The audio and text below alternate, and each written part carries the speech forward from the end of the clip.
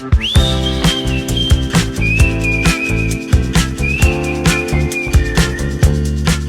is Dan Kidder from Sportsman's Warehouse, and we're coming to you today from Bryan Head, Utah. We're up here around 10,000 feet, and as you can see, we have a little bit of snow.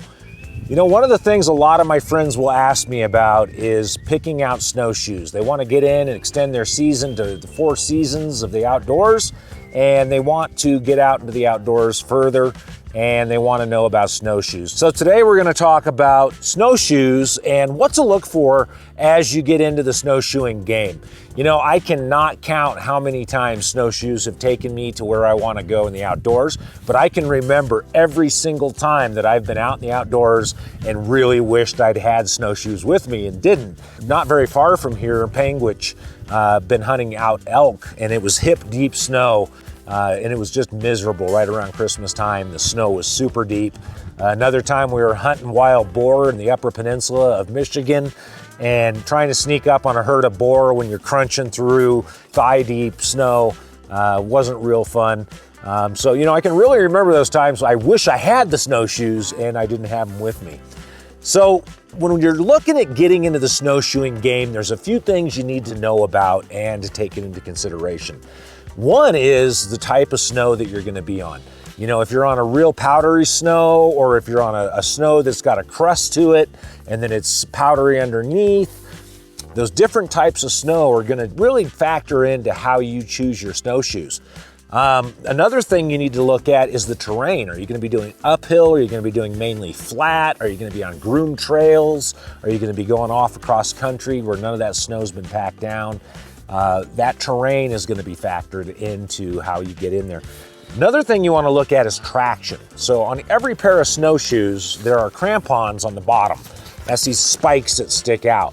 And so the more traction that you can get, the better you're going to do in that snow. Let's talk a little bit about the construction of snowshoes. And you know, they come in different styles and different shapes, and what they do here is this is a tubular frame that gives it good rigidity on the snow, and then you've got your deck. Your deck is this kind of material, or this is a plastic or a neoprene. You also have unibody construction that's just sort of one piece of plastic. And so that material is going to really determine how you float on top of the snow. And you're not going to really float. You are going to sink on the snow, but it is going to distribute your weight out a lot better. So the bigger the deck that you have, the more flotation, or the more it's going to distribute your weight out evenly across the snow and kind of keep you a little higher up. I also want to look at the binding system. So this is a web binding system. These are the Expeditions, and they have a web binding system. These over here have more of a plasticized ratchet system, which are really nice. The ratchet system is I'm a big fan of that. Especially when you got heavy gloves on in the snow and it's cold out, being able to get these really tight on your feet, that ratchet system's nice. And then you also want a good heel strap on each pair of snowshoes that you look at. Almost all of them will have a heel strap on them, but this has a buckle on it to come off real quick. So those are some of the features in the construction that you're looking for. If you're going to be side hilling, it's really nice to have teeth on the sides, and I'll show you a pair of those with the teeth on the sides as well, and that will give you that traction as you go sideways down that hill. You can also get snowshoes that are that, as I mentioned, that single piece construction, but they also have foam snowshoes. They have snowshoes that are just made out of plastic. If you go rent snowshoes, that might be what you end up getting, is just a plastic snowshoe. So the way that you size your snowshoes is by weight. It's not by the size of your foot. It has nothing to do with the size of your foot. Good snowshoes are going to have bindings on them that will fit almost any size boot, and every manufacturer is going to have a card on the snowshoes that are going to show you, for their specific model of snowshoe, how to size them. So these are 25s. They're a good size in this particular brand for me and my weight, but also the weight of the gear that I'm going to be carrying. So if I'm carrying a pack, I've got to factor in that weight of that pack plus my weight. So these are 25s, as I mentioned, and what that is that's 25 inches from top to back, okay? And these are a 6-inch width.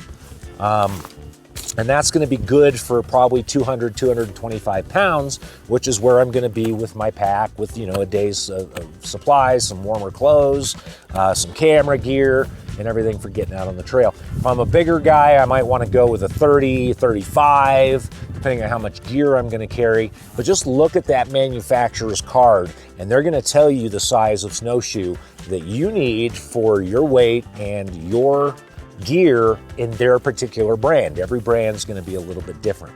Okay, so in addition to considering the type of snow and the type of terrain, there are some features that you want to look for in your snowshoes. One of them is articulation. And articulation is how much movement you have in this strap and binding system. So it's really nice to have some sort of limiter that prevents that snowshoe from going too far, because what can happen is if it goes too far, if it articulates too far, the snowshoe can stay flat while you go forward and you'll go flat on your face. So one nice feature is a snowshoe that will limit your articulation. That's actually a benefit. If you're going to be going uphill, a big feature to look for is a lift or an elevator, a heel lift or an elevator. And what that does is it pops up, and as you are going uphill, it allows your foot to come down and rest on that heel lift so that it doesn't have to go all the way down to the deck, and that will save your calves, man. I tell you what, if you're going uphill, having that heel lift, you will really love having it. Just go ahead, spend the money, get that. Snowshoeing is an aerobic activity. Yeah, it is a real workout, I tell you. If you're gonna go a few miles, snowshoeing is a great route to go. If you're going, 15, 20 miles in the backcountry, look at getting yourself some skis or a snowmobile. This is a real workout. You're not gonna do it unless you're a marathon runner, especially up at 10,000 feet where we are.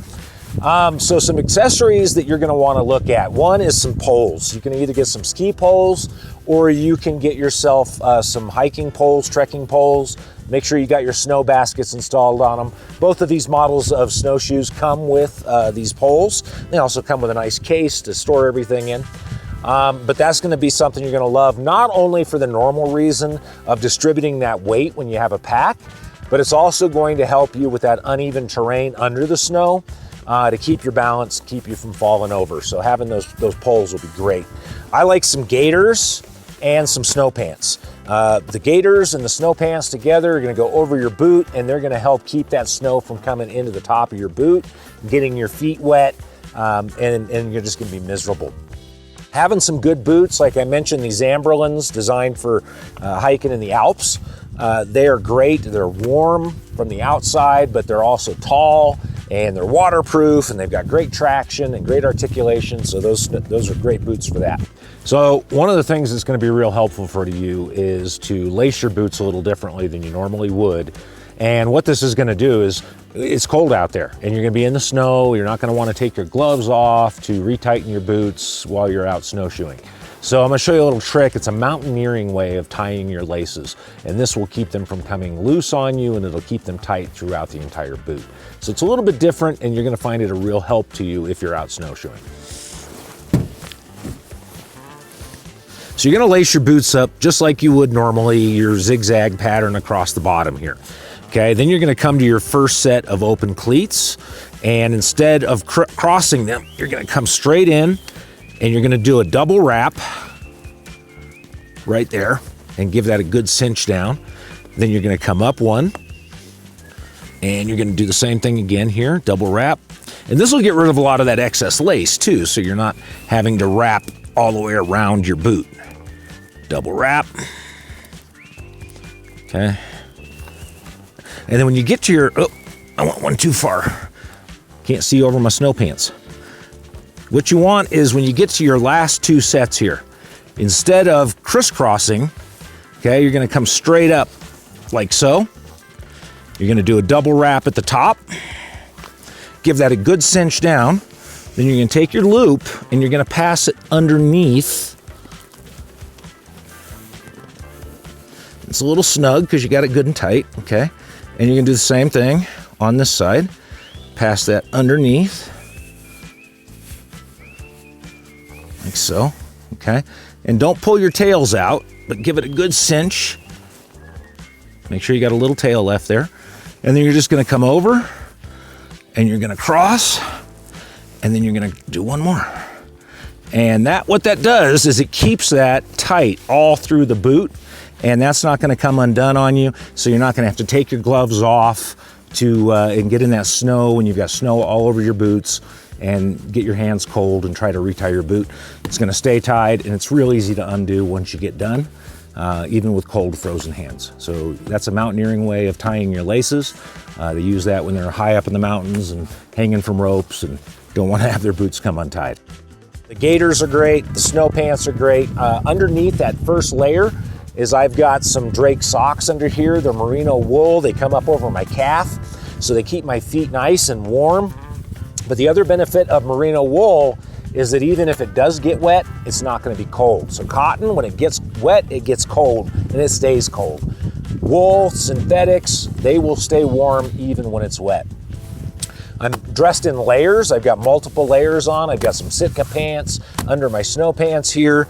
I've got a Mountain Hardwear pullover, which is real nice, and I've got thermals underneath that. I've got this nice puffy coat from Carhartt. I've got some Sirius. These are the heat wave gloves. They're gonna keep me warm. And then all the way up to my head, man, I've got the Sirius hood. This guy here comes up and nice and toasty the entire time. But the benefit of the layers is I can strip down different layers as I need to, as I get into that aerobic exercise, and I don't want to sweat. If I start sweating, then I'm going to get colder faster if I overexert, so I can take different layers off and I can stay comfortable for that entire time. Make sure that when you're out there, you have some good polarized sunglasses. The thing that you have to worry about, especially at an altitude like this, 10,000 feet, we don't have a lot of ozone in the air. So we have a lot more UV radiation, and that UV radiation is coming from up above, but it's also bouncing back in our face from down below off the snow. You can actually sunburn your eyes. So it's good to have those sunglasses to protect your eyes. So that's kind of what you're looking for if you want to get into the snowshoeing game. That's how you're going to find the right snowshoes for you, and that will extend your outdoor activity to a 4-season thing, man. You can go out, get into some of the best high mountain streams and lakes for some ice fishing. You can go miles off the trail and camp in the snow. You can go hunting in different places where it will really benefit you to have the ability to get into that deep snow and find where those animals are hunkered down. So that's what you're looking for. Sportsman's Warehouse has a wide selection of snowshoes, and if you have any problems trying to find the right snowshoe in that selection, just ask one of the helpful associates there, and they can help you pick out the best pair of snowshoes for the type of activity that you're looking to do. This is Dan Kidder from Sportsman's Warehouse here in Bryan Head, Utah. Thanks for watching, and we will see you later.